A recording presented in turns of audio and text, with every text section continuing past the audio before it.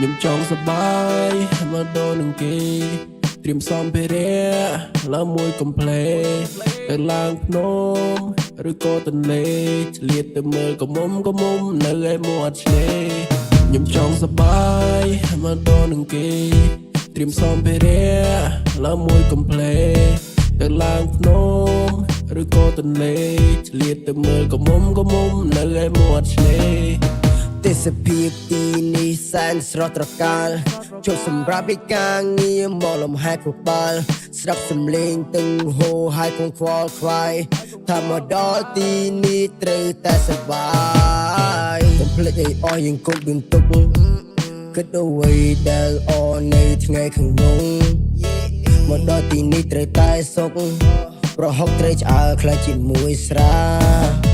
មុនដូចត្រីអង្គយ៉ាងឆៃពិសាបើកបាសស្ដាប់ភ្លេងជាមួយហ្គីតាសើសប្បាយទាំងអស់គ្នាហាហាហាផឹកចុះផឹកឡើងដាច់ផ្ញើសើសប្បាយនឹងសប្បាយសែនអស្ចារ្យពេលវេលាបែបនឹងអេមេតាជាមួយពួកម៉ាក់និងអាខ្លាសើសប្បាយខ្លាំងពេកចង្ហោះហើ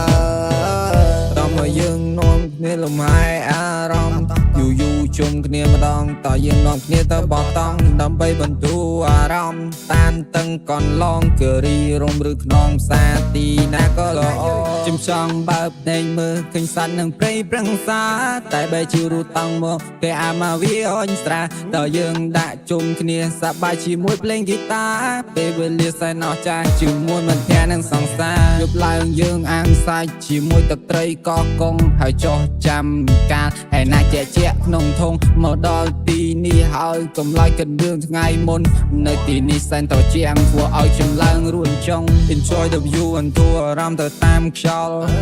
ហើយបោះចោលឲ្យអស់នៅរាល់ទងកង្វល់លំបំបាត់នៅអារម្មណ៍ដែលតបប្រមល់ហើយឈប់ខ្វល់រឿងដែលមិនគួរខ្វល់ការងារច្រើនណាស់ចង់សម្រាកទៅលេងព្រៃភ្នំ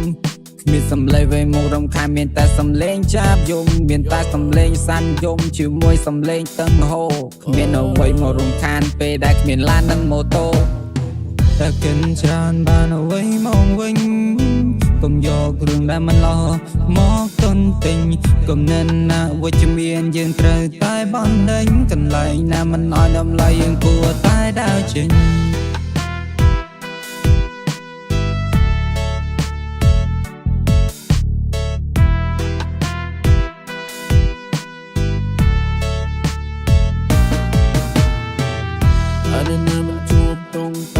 มันជួបព្រួយយ៉ានចូលណាម៉ូមិនមិននឹងកាយរលេរលួយកើតមកមួយជាតិនេះអានេះណាថាมันពិបាកដាច់ដោយមុំសួយគេ